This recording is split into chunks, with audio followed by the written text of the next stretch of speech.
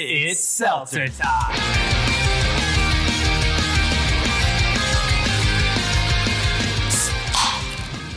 What's up, guys? Welcome to another episode of the Seltzer Time podcast. It's your boy Ricky, aka Dick Chuck, aka the man behind the can at Seltzer Time Official. I'm here as always with my conversation accomplice, the man with the hunch about Worcester, Travis. What's cracking, Fizzle Fiends? Welcome back to another episode of Seltzer Time. Thanks for being with us. Yeah. Did you guys check out last week's episode? It was fun. Straight fire. Thanks again to Joe Jacobs, the Worcester Red Sox, for coming on, hitting us with a couple little tidbits about minor league baseball, what they hope to bring to the city of Worcester, some of Joe's history interviewing, Tom Brady and Gronk and that whole Super Bowl experience he had. Yeah, it was super interesting getting the behind the scenes footage and kind of like hearing some of the background stories you wouldn't think about. Yeah, it was kind of rad. I found my hacky sack. Did you? Yeah. It'll start making appearances. You and your brother start practicing? You get No, I literally found it yesterday. Oh, boy. I was cleaning my room for the first time ever. It's been a disaster. It's not dirty. It was just like I've had clean laundry piled everywhere for no reason. Because it takes so much effort to put it away. It does. It's easy to do it. It's easy to kind of move it around and do everything. And then I just proceed to take it out of the dryer. I fold it. And then when I get home from working at 2:30 in the morning, I put it on the floor. You move it from the bed to the floor? Every single time. That's a little obnoxious. I have it sitting on top of my dressers. My wife at least does the nice thing of putting it there for me. Nice. I completely respect that she doesn't want to put it away. It's my responsibility. It's my clothes. But she does me a solid and puts it all on top of my dressers, which makes it easier for me. So now I can see everything all at once, and I just pick off of there, which drives me nuts. Sorry, Sarah. I just move it around. Sorry, Sarah. Sorry, Sarah. Yeah, I just move it. I'm very lazy. But while I was cleaning yesterday, I got my rollerblades out, my hockey skates, and inside my skates were a couple hockey, street hockey balls, a hockey puck, and a hacky sack, and some racket balls, which is also my new thing that I'm going to bring back that I used to play with. Wait, you're going to play with racket balls? Yeah, blue racket balls. They bounce off everything. Yeah. So now, you'll come to the dive bar, and I won't, if it's not busy, I will be behind there just kind of playing catch with myself. It's going to be awesome. That's awesome. I thought you were going to play Suicide, or what was the game where they played against the wall? Yeah, I'm way out of shape, though. Yo. I can't do that anymore. I would miss way more than I'd hit anybody if I had to, nose against the wall, or whatever how the saying was. It'd be bad. Stupid. But yeah, so hopefully you guys enjoyed last week's episode. If not, check it out. It's up on the iTunes, SoundCloud, all the good stuff. Any recaps on anything? I don't know. That's probably it. Yeah, I don't know. Definitely keep an eye on Polar Park 2021. I know they're definitely doing more promos for the jerseys. Yeah. We hyped the jersey a bunch of times on our social media, but I think is it just Walsh now? I saw, they dropped a little announced? teaser. Okay. Yeah, it's officially been announced. I don't know if it's officially been announced. They posted stuff yesterday, so we're good. Okay. It looks like the jersey will be making an appearance at Worcester Wares in the near future. Yeah. So I don't know if they're going to be selling it. I think it's going to be the same deal. If really? I were to guess, you have to go get your picture taken with Jess wearing it or something. You can win one. It seems like that seems to be their strategy, but again, I don't really know. I'm guessing. It'd be not. I wish they were selling them at Worcester Wares. That would be rad. Even though I already have one, but I want another one. I want red. You want the invert? Oh, I want them all. Big jersey guy. So this week we have Ellie Gilmore, community organizer for Worcester Common Ground. Ellie, what's up? So much is up, Ricky. Nice. Yeah, it's good to be here. Hey, thank you for coming on. Yeah, thanks for coming on. I'm genuinely thrilled. Yeah. Have you listened to our other episodes? I listened to the first one. I have been unfortunately very, very busy. How could you? Yeah. I know. It's really, I'm so sorry. It's okay. If I don't put Seltzer Time podcast first, then am I really living? We forgive you this time. This time. Okay. Well. This time we forgive you, and no, you're not really living. It's time. It's time. I got to take my life in my own hands. And People like me only have said that the Seltzer podcast is like a 1 hour vacation. Wow. We're recommended by 9 out of 10 moms. True. Oh, well, I'm whatever the moms say. 10 out of 9 dads. Yeah, 10 out of 9 dads. Oh, well, that's even better. That 10th dad's getting cigarettes. we don't really think about him, but he'd probably enjoy it too, right? Yeah, for sure. He's got to listen to something about it. That's a long trip to get cigarettes. That's true. Well, maybe he's thinking about other things, like, I don't know. How bad cigarettes are. Yeah, and how much he wishes that there were more Seltzer Time podcasts. I don't know. Which there will be. See, all right. So I'm gonna change my life now. It's a new year. Yeah, not yet, but it will be. We're getting there. That's true. So close. Well, I mean, every year is a new year, but yeah. I hate Episode 5. I know. I can't believe we're already here. But before we get to that, I hate the "New Year, New Me" saying. Oh. Like, it drives me fucking crazy every single year. I don't know why. I hate it. I just think it's sort of dumb that we put so much pressure on creating a new version of ourselves year after year. Yeah. Start in September. Yeah, start whenever you want. And why, don't make it don't make it so intense, I gotta believe that people use it as like the benchmark. Like, oh crap, it's another year. Now's the year that I gotta get my shit together. That's what I do. February comes around and they're back to eating Cheetos on the couch. Right, like if they're like me true. and can't establish a habit, they do, maybe they make it 3 days and then that's it. That's it, yeah. But hey, you know what? 3 days is still a success. Better There you than go. nothing. It's true. And to your point, I wonder if anybody, if it would be more successful if you didn't start it at the new year, if you started it at some random arbitrary date, and it's like, this is my changing day. So you're not doing it with everybody. I don't know. Anyway, It probably normalizes it that way. And it has less to do with the new year and, that everyone else is doing it, the pack mentality of new year, new me. Yeah.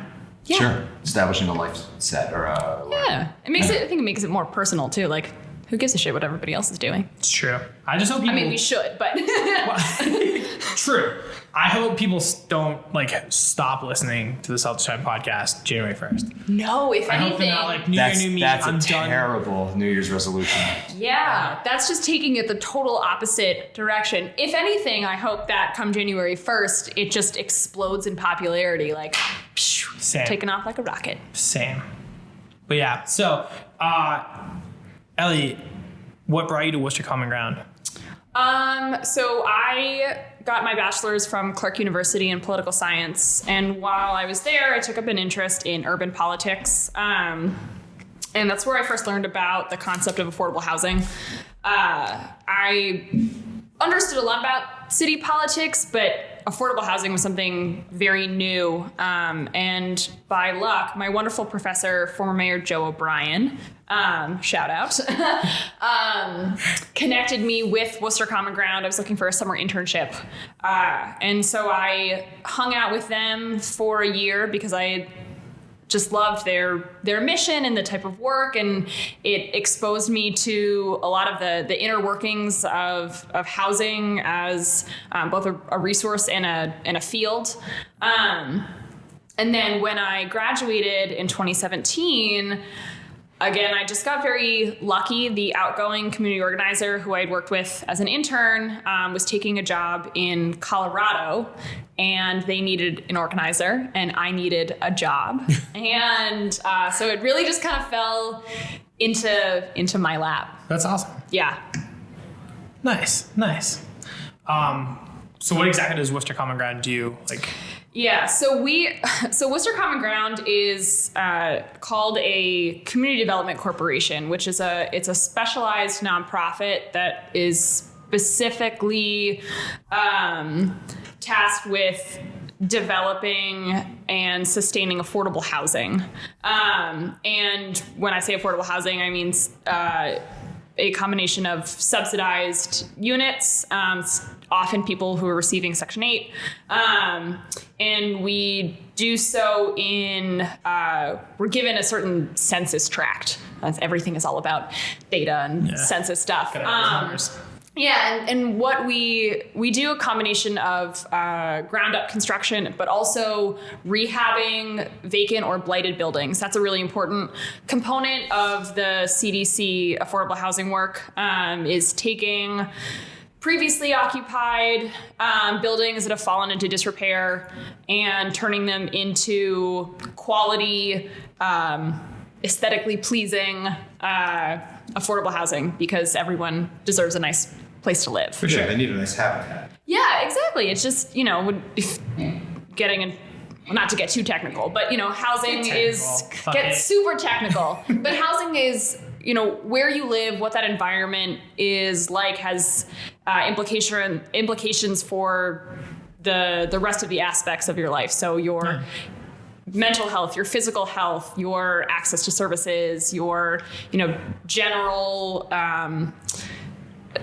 ability to access upward economic mobility, whatever, like all the fancy buzzwords. You start and end your day there. Like, it should be a comfortable place. It should be, right. And I think we have this idea around affordable housing that's, I think the term affordable housing is incredibly stigmatized. And that has just a long history of racist policies and general attitude towards social welfare, but that somehow affordable housing is conflated with high density public housing, which it isn't always. So a lot of our units or a lot of our buildings are triple deckers. So they're 3 units. And from the outside, they just look like a triple decker. And from the inside, they are a triple decker. Like there's no mystery here. No odds behind it. Like, it's just, it's a house where people live. We just happen to be an agency that focuses specifically on building that housing.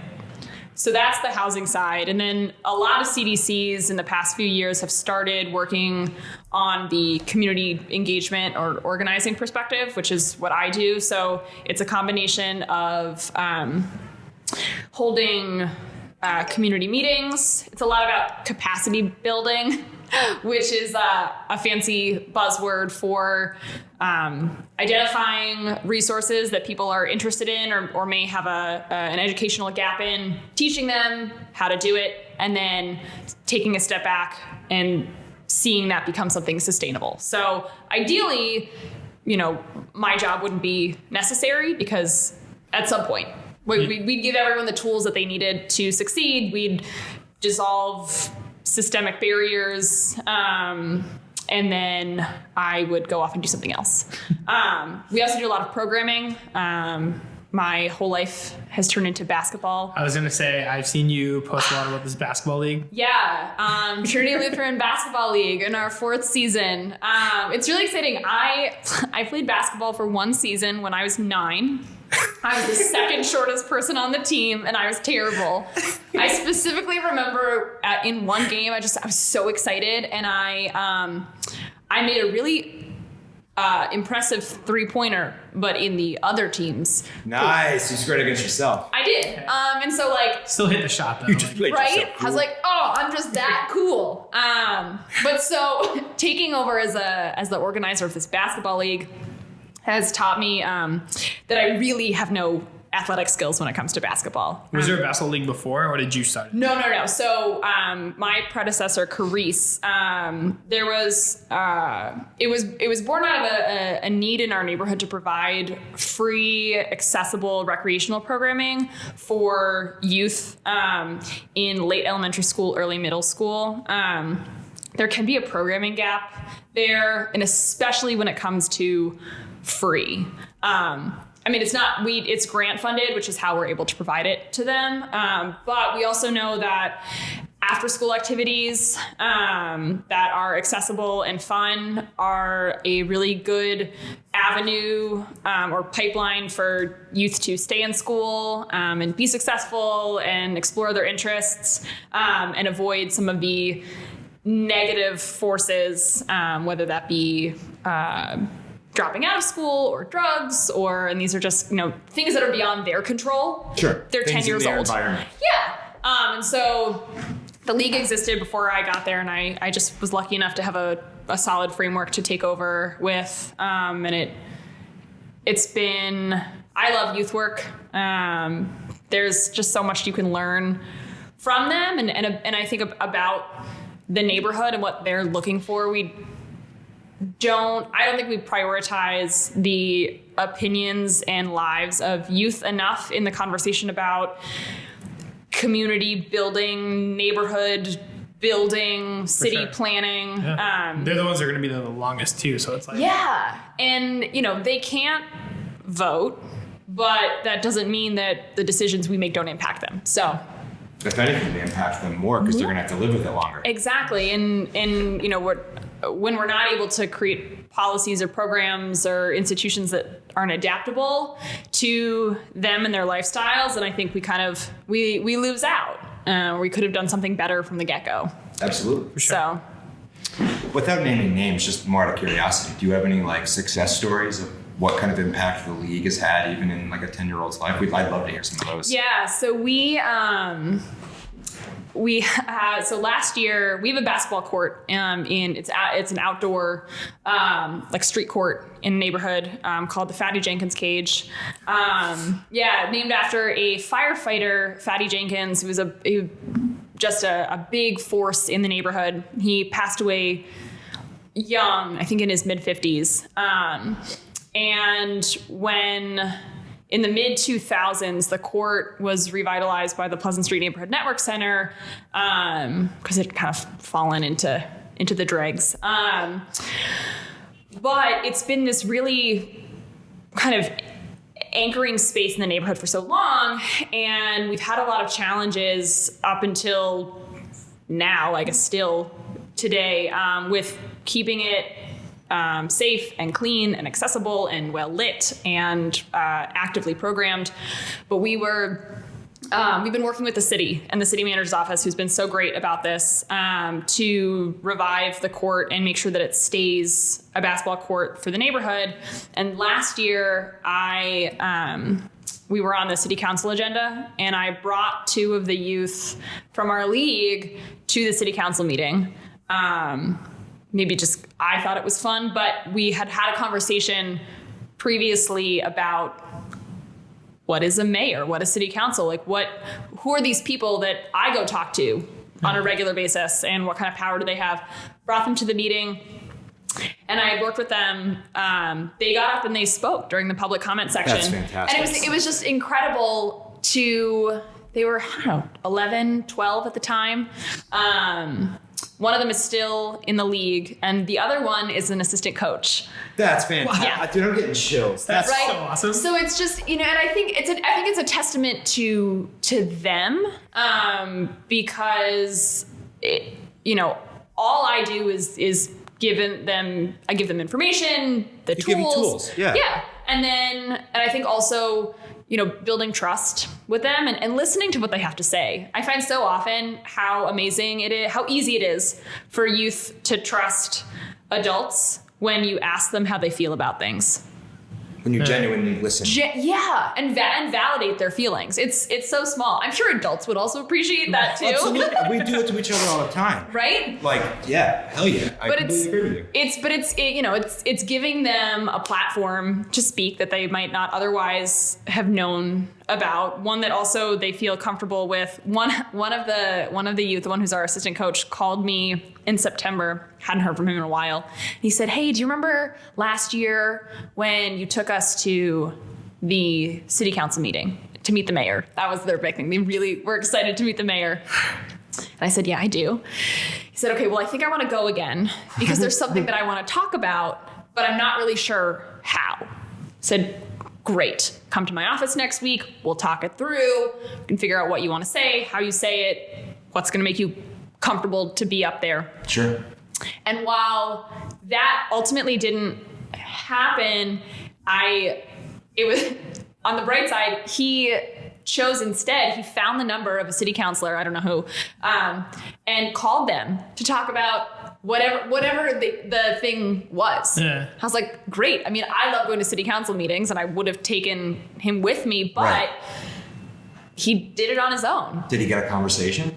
I'm not sure. Okay. But I think just the fact that he felt empowered. To make that phone call about whatever was going on. That's so awesome. I know. I was like, why? We need more of that. Yeah. It's just activism. It's putting it into action. That's what's up. That's and awesome. Education about it too. Like there was a really amazing civics bill that was passed by the state legislature recently. Go Harriet Chandler. Whoop, whoop.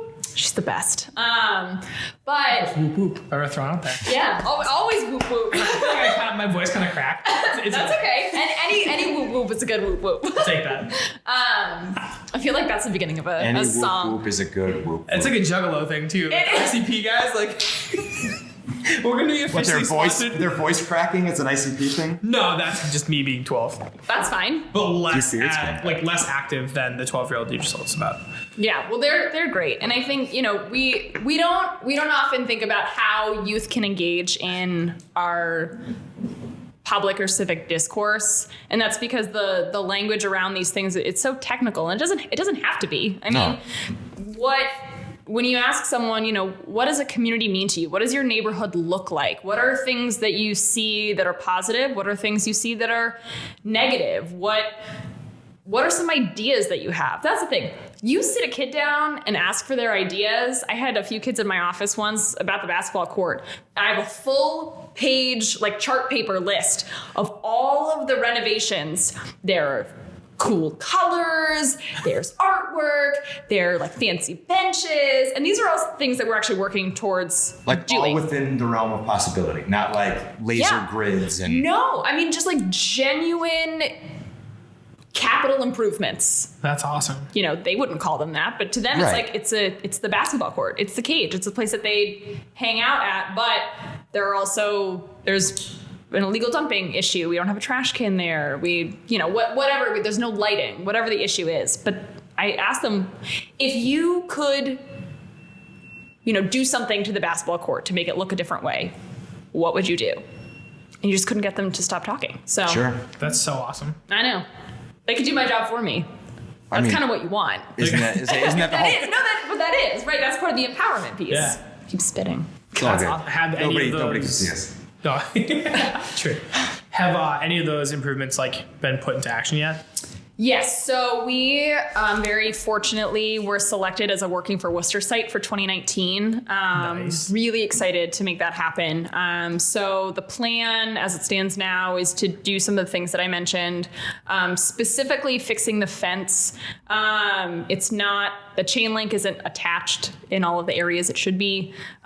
Replacing some of the nets. Lighting is huge. I think the spacing of streetlights to me seems arbitrary, but we often find a lack of lighting in lower income neighborhoods, and I think it feeds into whether this exists or not. I think Piedmont is perfectly safe, so to hell with anyone who thinks otherwise.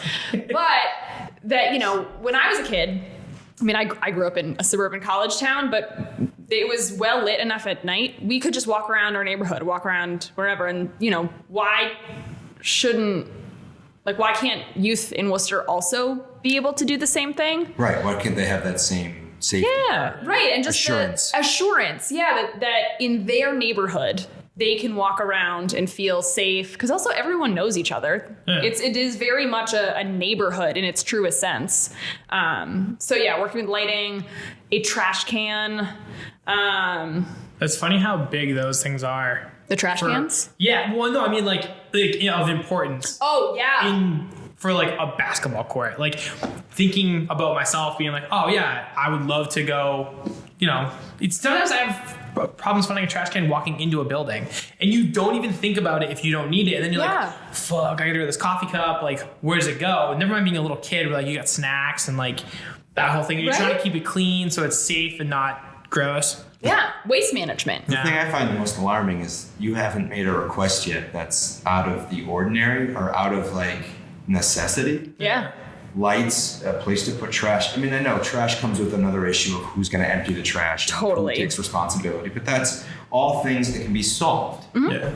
Very simply. You're not asking for a stadium or, whatever. LeBron to come and hang out. Yeah. If LeBron wants to come and hang, LeBron can come and hang. As I hear, he ain't leaving LA anytime soon. Yeah. Rats. Well, LeBron, if you're listening, come to Worcester, Mass, down in Piedmont. Come to the cage. Bring some lights. Please. You'll get a lot of love and attention.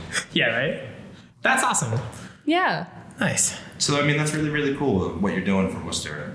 Are you guys kind of specifically focused on this one area? Do you have other programs that kind of branch out in different parts? So per our certification as a CDC, we work within 3 census tracts that make up Piedmont. I feel like I'm writing an academic paper when I say that. But so we primarily work in that area. Cool. It's sort of the same thing with like, so Maine South CDC, over next door to us, the wonderful Maine South CDC, it's sort of the same thing. That's their area. We do very similar work. And so it's place-based. Sure. How many of these are in the city? There are, I believe, 4 active CDCs, and there's 1 CDC that is new, and I'm not sure the status of their certification, but yeah, there are people who are trying to do the good work. I mean, everyone in the city is trying to do the good work. Yeah, I mean, not everybody, but well, okay. There are always I'm some. I'm with you. There are far more people that care about the city now than they don't. Yeah. And it needs more. And so much more. It needs more people doing more altruistic things about just improving the situation and not more selfish things. Yeah. For sure. And me is one of them. I'm doing selfish things left and right just for my own personal gain. Well, my point is I'm giving you a lot of credit for interjecting yourself into a community and making a positive impact, regardless of what anybody says, thinks, feels. You're just gonna fucking do it. Yeah. And I think it's, the work that we do needs to also be sensitive to the community. I think when we talk about like the critical analysis of what community development is, that it's not organizations coming in and imposing their mission, that it's really more based on a needs assessment, and that it has a grassroots component to it, because that's how you assist a neighborhood in being sustainable. And we try and not come to the table with like, we're here to make your neighborhood better, because the neighborhood doesn't need to be made better. The neighborhood is wonderful as it is. We're just there, helping to address maybe some resource gaps, or just like maybe someone wants to do a project and they don't know how, and so we'll help connect them. We're like the connector piece. All right. And like Tinker Toys. Great, super throwback. great reference. I've been kind of blown right now. I in my city planning kick that I've been on for the past 6 months or so, I thought, adults aren't really encouraged to do tactile activities like that. I was like, well, why can't I buy a set of Tinker Toys or Lincoln Logs? Yeah. People are gonna be like, oh, this chick is crazy, like want to play with Lincoln Logs. But I think my point is, no, that's awesome. I completely agree with you. Yeah. Yeah. So anyway, the analogy I was trying to make is that we're CDCs or other community development organizations are really supposed to be, I think, connector pieces. So it's the community that really does all the work. Yeah. You guys are just kind of playing point guard. Yeah. Getting on the ball. Always back to basketball, know? Help facilitate them, getting them together. I mean, that's essentially what needs to happen anyway. And I know there's probably large groups of people that care about it, but they just don't know how to put it into action. Mm-hmm. Yeah. So having these types of resources available is huge. Bring them into the process. Like, I can't stress that enough, that as much as we're doing now to provide education to people and make resources or departments or people or activities, whatever it may be, accessible, we always need to take it a step further. Are there language barriers? Are there transportation barriers? Are there food barriers? Are there childcare barriers? Like, these are all kind of like basic community development practices, but like they can be applied anywhere, and they should be, really. It's not just people doing this kind of work that are supposed to be, or employ like intersectionality. Like everyone should be doing it. Sure. I also like the idea of not having just some like predetermined game plan. Like, this is what works. This is the book on economic development or cultural development. We must follow this rule. I love that you guys are reactionary and you're talking to people and you're finding out, hey, what could we do better? And that's the shit that's important. Adaptability. That's how you're successable. That's how a city's successful. That's how every fucking culture is successful. Yeah. And being okay with making mistakes too, right? We're not gonna do everything right on the first try. Yeah. And saying, okay, you know what? We fucked messed this up. Yeah. But let's go back and say, what didn't we get right here and why? And what can be better? And how do we make it better next time? And how do we bring more people into the process? I'm going to start sounding like a broken record, but like there's nothing more important to me than bringing people into the process, especially those for whom the system was not initially designed. Yeah. Also, throwing it back to basketball, and because you are from Pennsylvania, the 76ers trust the process. I have to say, so Tying it all together. I was born in Pittsburgh, so when All right, my bad. it's not that I'm anti-Philly. My sister lives in Philly. I knew you had some kind of Philly tie. Yeah. So my sister lives in Philly, and though maybe we shouldn't speak of last year's Super Bowl, it was a really entertaining text conversation. Nice. So I believe in the 76ers, but I can't say that they're like my home team. Yeah. Also because I grew up on college sports, so. Good point. Yeah, I'm not a big college sports guy. It was mostly Penn State. Well, So. Understandable. Can't even believe I just gave them a shout out here. That was. I was like, and Yikes! then everything happened. Yikes! very problematic. No, but I mean, I don't know. I think that's something that we in the Northeast don't really do that much. But like, if you go to the middle of the country out west, they don't have professional sports teams in their neighborhoods the way we do. So they champion their college teams. Yeah. I mean, I feel like I grew up on Penn State's campus. Like I grew up down the street from Frat Row, so it was crazy. very much part of my upbringing. My dad went to Iowa State, and like, there's whole communities that support the Iowa State athletics programs. It's a college. Like we had Central Connecticut State, and nobody gave a shit about that. Not even the players. So Yeah. anyway, Yes. I'm not the reason why I never got into college sports is because I grew up here. Yeah. Didn't go off to college and didn't grow up in a college town. Basically, the Bruins play 45 minutes away from my house. So you don't get into the you bean had pot? all of that. Yeah, I was very lucky. You don't get stoked on bean pot every year? No. That's fair. I know that's completely fair. I do like to the extent where it's fun to watch. I've never been to a Beanpot tournament. I'd like to go someday. And it's always fun, like 2 years later when some of those guys get drafted. The thing with like being a huge hockey fan is we are very lucky that Boston hockey is amazing, and we have a lot of the best players in the league funnel through the city, which is great. But yeah, I never really paid that much attention to it. Just curious. But I don't know. Yeah, maybe this year, 2019, new year, new me. No. New year, new All me. What would the Worcester version of the bean pot be? Fuck. It'd be like Assumption, Holy Cross, Worcester State. No, but what would they play for? Like the Turtle Boy statue? Yeah, what would they play for? I don't know. What's a funny, like, the Turtle Boy statue? They would have to fight over the smiley face or something. Yeah, I guess we don't necessarily we could call have it the like. Harvey Ball. Although there's already There already There is. already is the Harvey Ball. Good point. All right. Well, See, this is maybe why. if you just card the Harvey basketball, like Oh, just change, like and then we yeah. change sports. Yeah, there And we we That's what I hosted in wanted- Piedmont. yeah. But I'm saying like if you want to keep it. This is not about personal gains, Ellie. Oh my God, you're so right. Damn it. Awesome. That's awesome. Oh, it could be like a gold seltzer can. What? Ooh. There we go. Are we hosting a street hockey tournament all of a sudden? Yeah. Yes. We should 100% do that. Like- I just broke up my blades yesterday. All right, it's time. I will learn how to skate for All right, this. we're doing this. I'll find rollerblades just to play this. We'll have a spring tournament could be Yeah. hockey, and then our fall tournament could be basketball. That way Oh, we I keep love the it. basketball thing Yeah. going. This is gonna be sick. See, idea generating. It happens right here. You heard it right here on Seltzer Time. Breaking news. That'll be we do break news. That's our thing. I'm into the it. voice air horn, not the actual air. Yeah. We'll just like hire TK to do it. That would be amazing. So good.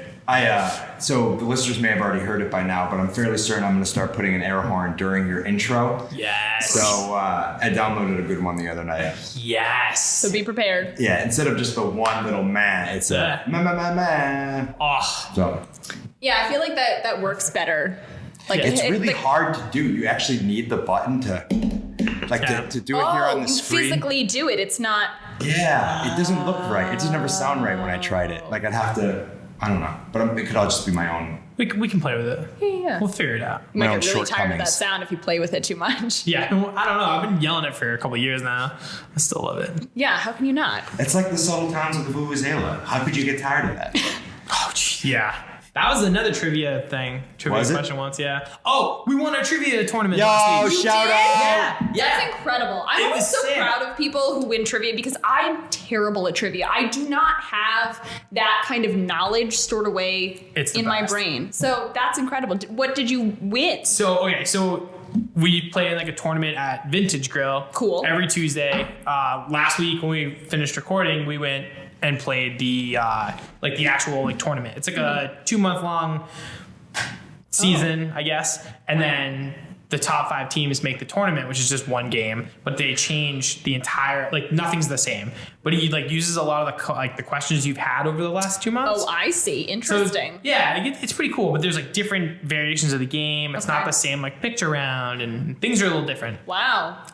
The stakes are high. They're very high. Yes, very high. And, As they should be, I think. yeah, it's trivia. Yeah. We take it very serious. If you don't, you shouldn't be playing. It's true. So we had Collins back. It's not trivial. Yeah. Go ahead. Sorry. We called in some backup for the tournament. We had a couple of our regular players who couldn't make it. So Naomi's brother Sam came and helped us out. Kind of a genius. He was awesome. Definitely took us to the next level. My buddy Sam, who we know, Yes. he's played with us before a bunch of Okay. times, but he was able to make this one. It was Naomi, me. He's reffing for our basketball tournament. Is he? Okay, he told me he was trying to do something, but I haven't followed up with him, Yes. so I wasn't sure if we. He's been great. Okay. Thank you, Sam. Sam. Shout out to Sam. But yeah, we killed it. It was awesome. Melissa and Lauren. I think that was our whole team. Yeah, because you don't have 6 people. Oh, okay. So we killed it. We won. We won by 30 points, which was Oh, amazing. shit. That's a lot of knowledge. Best part about it though, our prize, which I have no idea if this is an okay thing to talk about, but we got bottles of liquor for winning. We got a cool little trophy, which was sick, and then we got 6. We each got a bottle of liquor, Damn. which was the craziest thing I've ever seen in my life. I was very surprised. We opened it back. I'm like, wait, you can do that? I didn't even know you could do that. It was awesome. I got a bottle of rum, which was kind of cool. We had some pumpkin spice stuff that I think Melissa took the pumpkin spice vodka. I'm not a pumpkin guy, so. I'm a pumpkin person, but not in drink form. I'm not a pumpkin spice latte Sam. person. So what makes you a pumpkin person? I like pumpkin pie. What other pumpkin things are there? Pumpkin Everything. pie. Okay. Making sure. Yeah. Pumpkin pie and pumpkin. Well, when I was a kid, we used to make these little pumpkin cookies. You just got a can of pumpkin puree and a spice cake mix, and Okay. they turn out sort of like muffins, Okay. Sounds good. but they taste like pumpkin, and that's pumpkin seeds. Pumpkin seeds are good. Yeah, It's true. my sister wrote her first song about pumpkin seeds. Really? Yeah. Wrote the first song ever. No. Well, I don't. Maybe. Her first song. Her first song, but it also could be the very first song about pumpkin seeds. I've never heard one, so we're gonna give her that. Yeah, it's called Cereal in My Bowl. Wait, it's about pumpkin seed, Yeah. but it's called Cereal in My Bowl. Yeah. I'm getting all types of confused. I need to hear. Is there a place we can hear this? I mean, I could sing the first part of it for you. Yes. Okay. Yeah. It goes, Deb, this is for you. It goes, cereal in my bowl, cereal in my bowl, cereal in my bowl, and it's called pumpkin seeds. And then there's sort of, I have so many more questions. Did she put milk in it? With the no, pumpkin I think seeds? to her credit, she was, I don't know, 6 or 7. Oh, okay. She's 21 now. She actually is a musician, but I think this is sort of her claim to fame. I'm picturing an 18-year-old, woman writing this song in her bedroom about pumpkin seeds. Yeah. I mean, who are we to? I wasn't trying to downplay judge it. I was the minds curious of if, musicians. No, yeah. It was catchy. I wonder. I actually don't I'm know gonna if she plays at any of her gigs as a joke. Only by special request. If I'm there, I'll request it. We'll have her play the halftime show of our hockey/basketball tournament. She would love that. She has to play that. Oh, absolutely. right. She'll just do variations on it. Done. That's okay. You know, like a folk one, and then she'll bring out her bass and do a bass one. Yeah. I want the trap version. Oh! Whoa. Oh, so about it. So about it. You don't need her to do it. You guys got it. You got it. We start another band. It's done. All right. Over Yeah, it. how have you not already started a band? We're busy. I know. We'll start one. Just add it to your list of. Do you keep a list of ideas and things? I know it's not super corny, but I'm serious. Like, We should. you should. It's basically just going to be Ricky and I playing our body. Yeah, that sounds like a fabulous idea. I'll just be air drumming. Oh, air drumming. Dude, a whole album of air drumming. Yeah. That would be great for Sick. car rides. Like, Didn't we car talk rides. about? Yeah, in the first episode. Yeah, What I would was an like- album of air drumming sound like? Is it like your sounds of your arms scraping against your like the? It's basically just like the noise of my shirt moving. Yeah. And Yep, like yep. me quickly like running out of breath. Like Yeah. like a couple love little uhs here and there. I can't wait for the album to drop. There'll be no music videos. Straight fire. You know, it can't be. It's all about the sound. Yeah. Listen to it while you're going to bed, in the shower. Oh my god! Now I want to see a commercial for like. We can do that. Listen to this and all of Ricky's hits, including. His number one, top of the charts, And his collaboration, Serial and Mobile. with Busy Bee Project. Busy her name. Bee Project. That's what she goes by for her. Love that. Her name is Deb, but Shout out Busy to Deb and Busy Busy Bee. Bees. yeah. That's awesome. So every week we do a Stokes and Pokes, something that we're really excited about. It tends to be about Worcester, and then something that we wish that we could kind of poke in a different direction. It doesn't need to be like a love-hate thing. It just needs to be A nudge. It should be improved. Do you want to start us off? Do you have any? Yeah. All right. So does it matter which one I start with? Start with the pokes. Leave Start with them, the pokes. Leave them on a high note. you know? Yeah, no, that's good. I mean, this should come as a surprise to no one. But my poke would be affordable housing, and I don't just mean that in terms of physical construction. The way we talk about affordable housing versus housing affordability, like they share a lot of similarities, but the history of housing across the country it's complex, it's divisive, it is based largely on racism, as is most of the things in this country.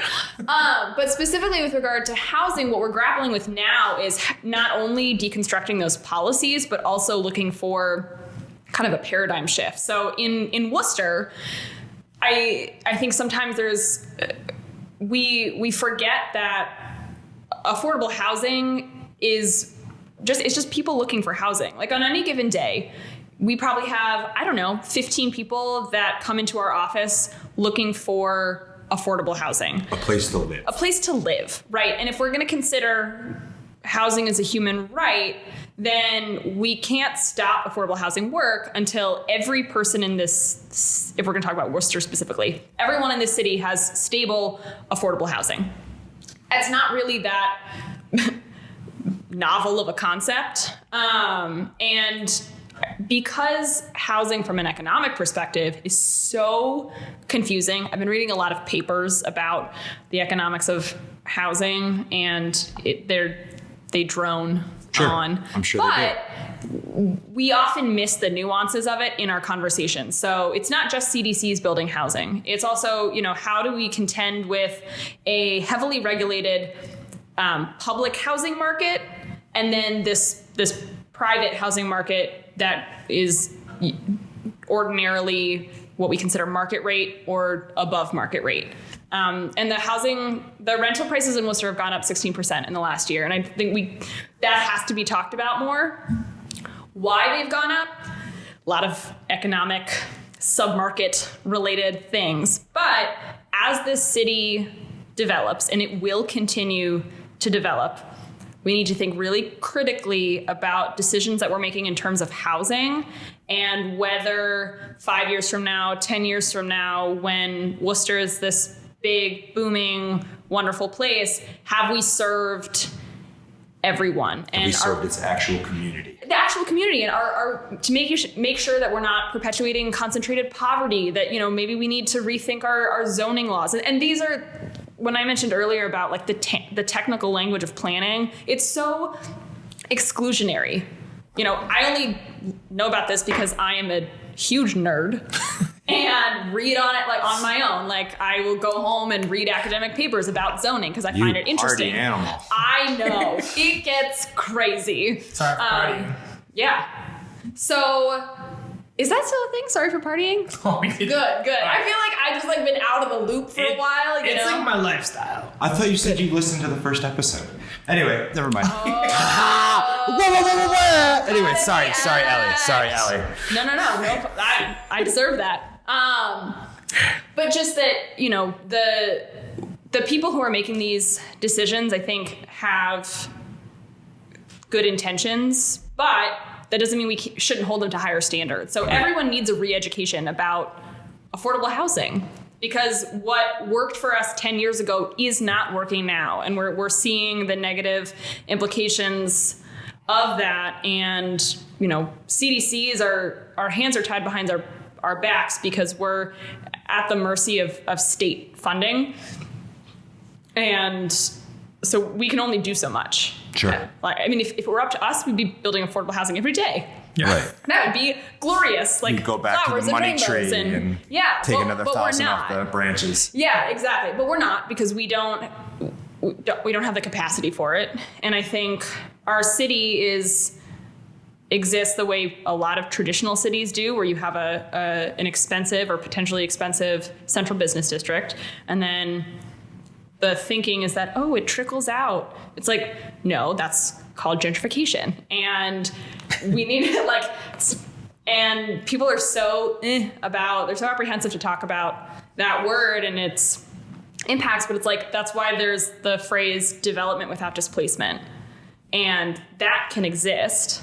So I would like to see more people who talk about the future of Worcester and where it's going to also engage in the affordable housing conversation, and not just leave it up to those of us who are doing the work, but it needs to be a whole community effort. So, like you said, you got to bring them into the process. Bring them into the process. Exactly. Yeah, that's my new motto. Needs to be more than just one group of people. It needs to, every person. This impacts every single one of us. It impacts you. It impacts you. It impacts me. Like, I'm lucky enough to have a job that pays me to afford the place that I live, but that also might.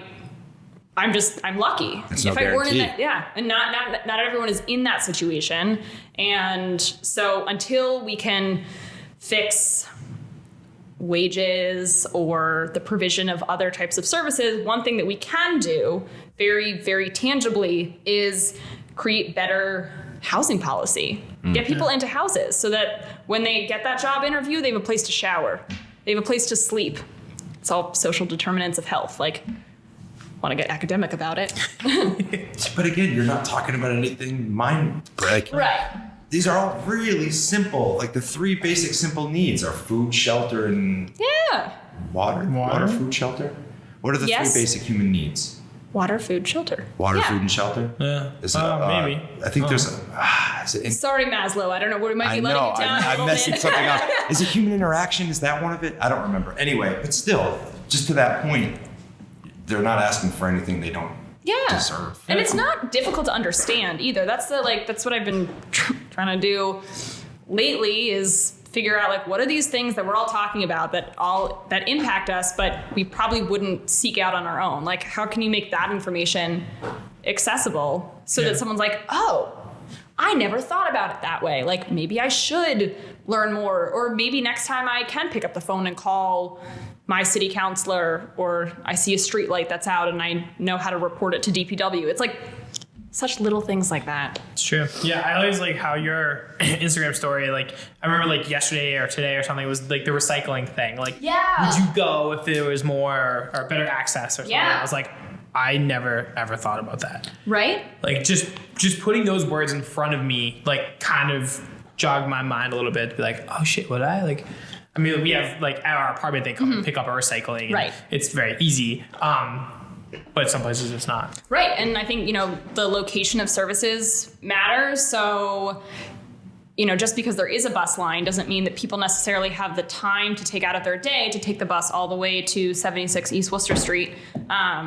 And I'm a big fan of DPW. I am. They do tireless, thankless work. And I'm really grateful to the interactions that I've had with them, especially in my job. But when it comes to recycling, we have this really amazing free green bin program in the city. Now, there are issues with open-faced bins and the wind and all of that. But even before we get to that, like when we have new tenants that move into our buildings, I talk to them about accessing this bin because you get a new one every time you move to a new residence, but they don't know where the DPW customer service place is, and they're not necessarily inclined to go out of their way to get there. Yeah. But I have no idea where it is. Yeah, right. It's runs parallel to Shrewsbury Street. Like that's. I live on.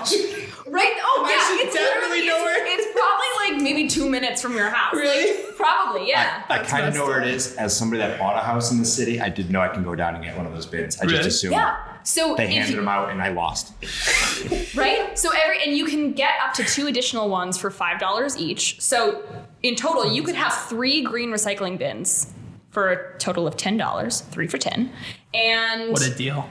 but it's about getting them, like removing those middle barriers to access. So that's why yesterday I was like, okay, what would make someone more inclined to access that bin? Well, location, right? We know that transportation or transportation options are a major consideration for people, regardless of where they live or what their income status is. Like, so it's like, why don't we have more locations to pick them up? I don't know. Yeah, no, that's a really good point. If the DPW is listening to this podcast, we should talk.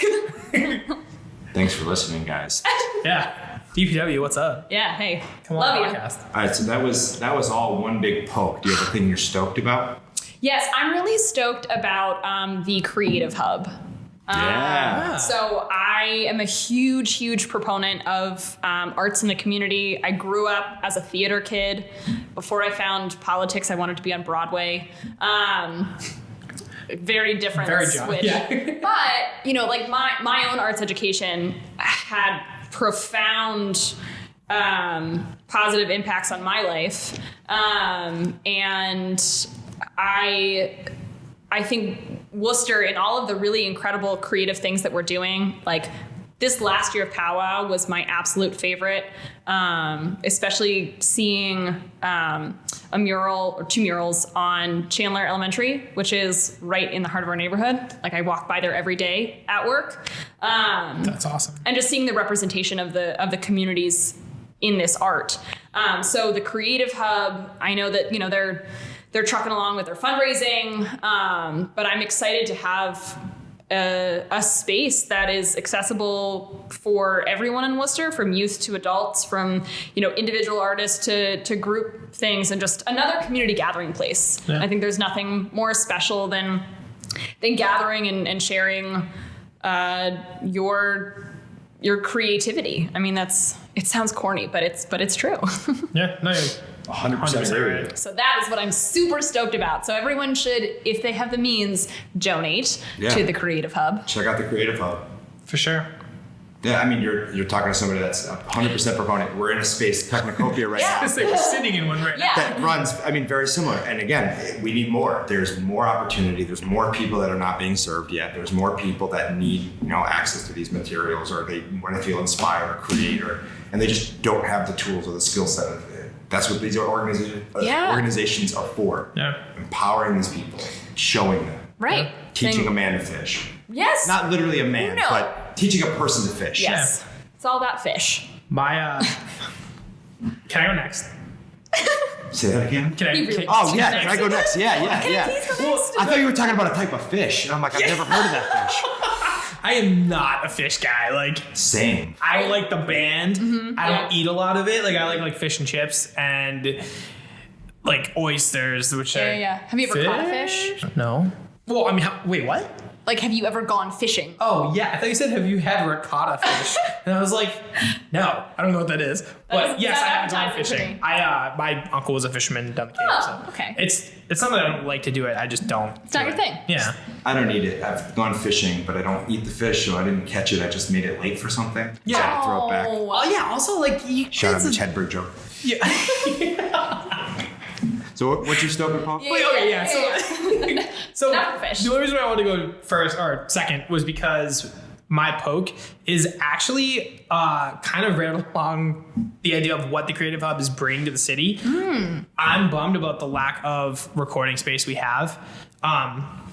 We're lucky where we get to use Technocopia and Table Talks let us use their spot, and Mercantile Centers let us use there. But it would be really, really rad to have a recording studio in the heart of the city that like people could record their, your sister could record like her cereal song, which would be awesome. Or we could rent out for 2 hours and do our podcast, and just a place where like, because I know a lot of people who either have a podcast. I feel like everybody has a podcast now, which is awesome. Yeah. Power to the podcast. Yeah, right. Let's get information out there. But I think it would be cool to have a spot where there was a semi-professional recording studio. It'd probably sound a lot better. Yeah. Yeah. This has actually been very quiet. This is nice. Yeah. This room has nice acoustics. Yeah, I mean, I think the recording is but- going to be a little echoey, but I think it's going to be fine. Yeah. Y'all can deal with it. This would be good for some acapella, There you go. You're another band idea for you. Which I'd be the best a cappella air drummer. Acapella needs Just air saying. drumming. I was in an acapella group in college, and we didn't have an air drummer, and I think we suffered because of that. Ellie, what was the name? Was We were it the counterpoints. Not quite as like punny and yeah. One of the other groups was the Clark Bars. They still exist. Then there's That's the pretty Clark good. Keys. Huh. Yeah. also good. Well, Clark-ish related. All right. But nobody had an air drummer. Well, they should have hit me up. Shoulda. Ricky was available. Shoulda, coulda, woulda. Next thing you know, So new career change. more recording studio, Yeah, I think or even like a shared recording studio space that somebody could rent out by the hour.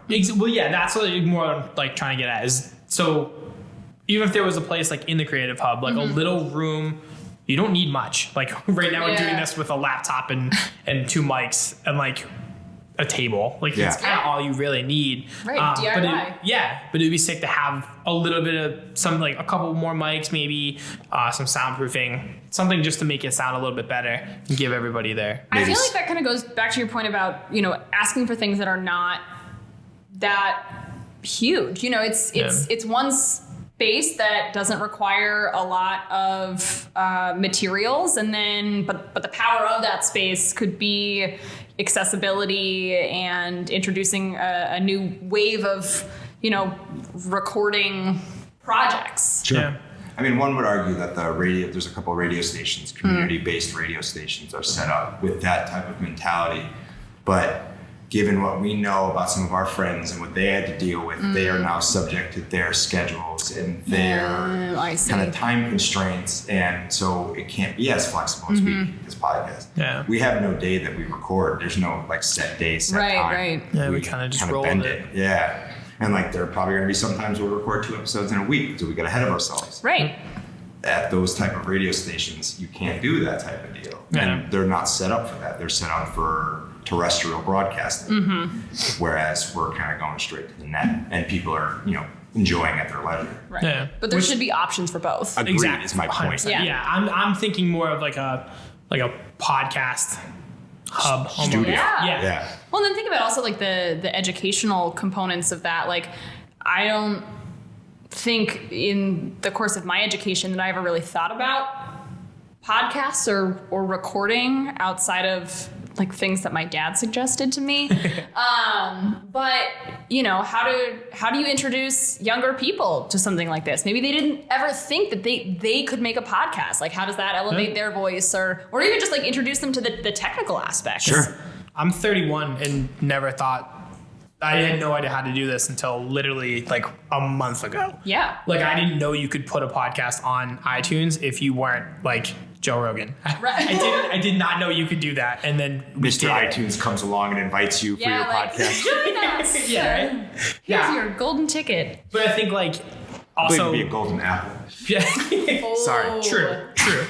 But yeah, I mean, going back to like getting kids introduced to it, this is kind of where a lot of marketing is going. Is like I don't really listen to music in my car. I listen to music at work. I listen to a lot of podcasts. I think it's just a little more interesting. Yeah. I don't read the newspaper. I get all my news from literally a podcast or from Twitter. Yeah. That's it. Or Facebook or your NPR. Instagram story. Sorry. That's really it. Yeah. Or NPR. Yeah. I listen to a shit ton more NPR, but I never would have listened to it as a kid. Same. I don't have cable. We cut the cord years ago, and I need to know about what the hell's happening in the world. Yeah. So Right. It's like it's more like information is more instant now, and I think maybe this is a problem. Like our attention spans certainly very small. are limited. What'd you say?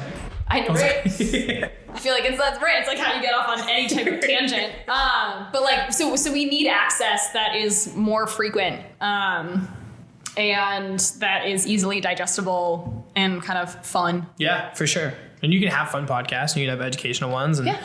I think like I even listen going to back to all what of you them, do, yeah. I think same, right? Yeah. I think it'd be sick if you guys had like a podcast based from like Worcester Common Ground. Like if you took, I know you don't have a whole lot of time, but like even if you did like I have no time, a but I'll make monthly time. one, like you just like Yeah. sat down for an hour or so and just kind of go over what happened that month. Even just a half hour. Like, they don't Yeah. have to be an hour. Yeah. Or even just like I don't know. I feel like that. I love stuff like this because I feel, so often we have these conversations, and not that we need to be recording every conversation we have, although I'm sure the FBI already is. Yeah. But that I think, having a constructive space to do that and bounce ideas off of each other and then make it accessible to other people so they can think about it. I mean, it seems so simple, but I think it's also kind of woven into the fabric of what we do. Yeah. So why not make this more prevalent? Exactly. I'm pointing to I realize they microphone. can't see me. I didn't Yeah, think about that. I was like, yeah, I see it. That's going to be on. We're going to do video podcasts here soon. Oh, cool. It's only. So sorry I had to come on only an audio one. We'll get you back when we are We'll get you video. back, yeah. I want you back. Nice. There we go. Love me some MJ. Duh. So that was your poke? That was my poke.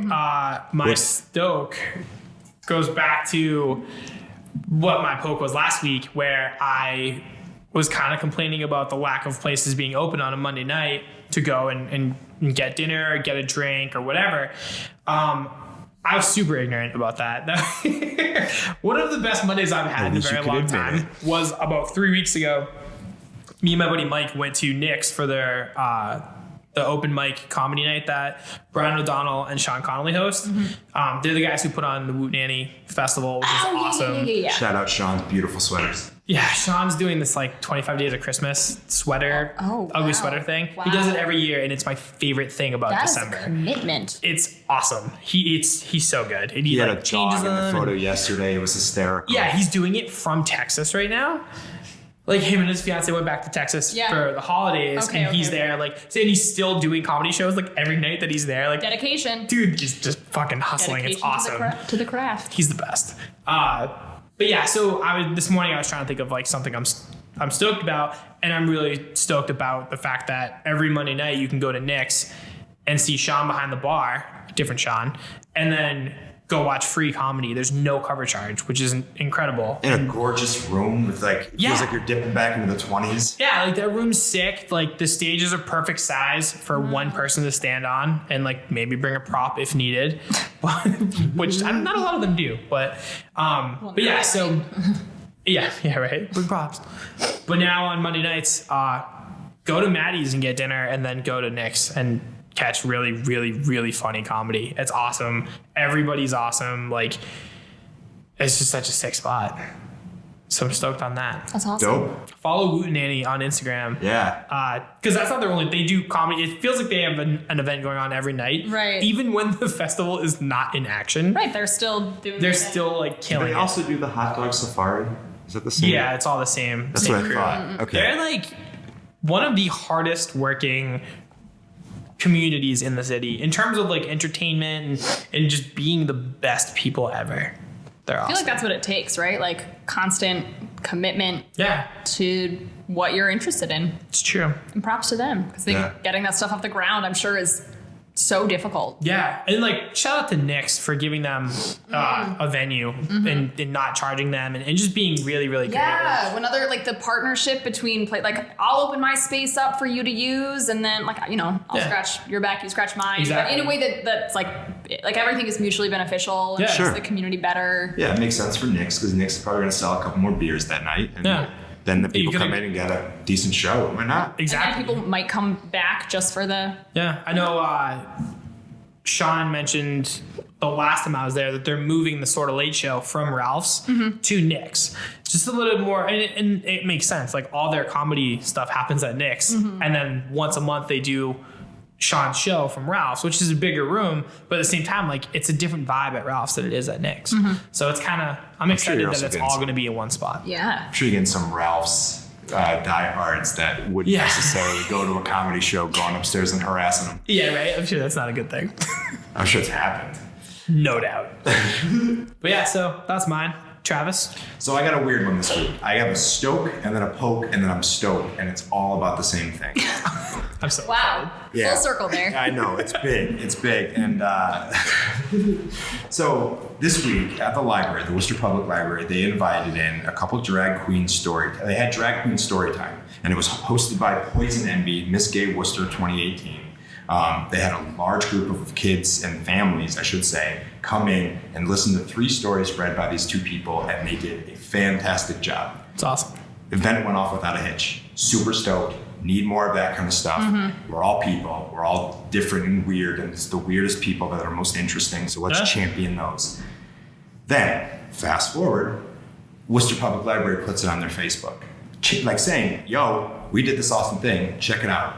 Like 17, 18 photos. Everybody in these photos is having fun. There's not a frown or the amount of vitriol and hate that then stemmed from that post is what I'm poking at. Like, holy shit, people. 2,000 shares or 2,000 comments and 1,500 shares or something like that.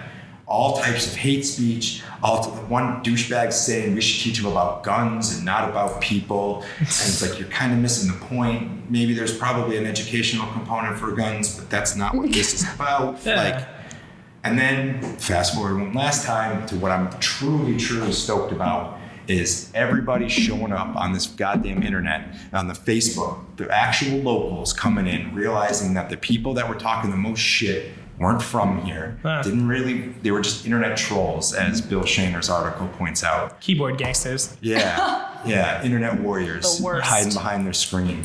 Like, yo, good on you, Worcester. Yeah. That's awesome. Like, I genuinely, I'm even getting a little emotional right now. I had tears in my eyes, like reading this shit, man, because I don't have a dog in this fight. I'm a white heterosexual male. I understand that. But I still care about people. And these were people that just wanted to share stories with children and families. And fuck you. Fuck every single one of you that needed to go on and spout this and make it about you and make it about your ideals. Like, there was a group of people having a good time. Yeah. Like, just be stoked on it. Yeah. Also, it's good. I mean, shout out to the library for introducing a way younger generation to a different type of person. Yeah. And having parents bring their kids and like everybody just be in a room together and read a story, and like that's awesome. Right. It can be that simple, and like, I think that's one of my favorite things about libraries, but especially the Worcester Public Library that I think does such an incredible job with, providing these opportunities for fun and learning simultaneously, and just say like, this is a place that you can come and be accepted and championed and heard, and why shouldn't we be doing more of that? And to hell with the people that agreed. ultimately, that's something to address too. Like, I'm really thrilled for Worcester that we came through, but I think we also shouldn't lose sight of the fact that like there's still plenty of people in this community who would have been right beside those internet trolls. Like, we, as much progress as we make, like, we need to also take a step back and say, is my neighbor someone like that? Is my colleague someone like that? A person at a community event? Like, we still got to do the work. Yeah. So. Right. I mean, so somebody that might interface with that in a day-to-day basis, what do you suggest doing? Like, say you're in a situation where you hear somebody like your neighbor. If it's a casual conversation, you can mention it to them. But I mean, like, in a work setting, you hear something. Do you bring it up right there, right to their face? Like, do you have any thoughts on this? Or? Yeah, I'm constantly trying to figure out my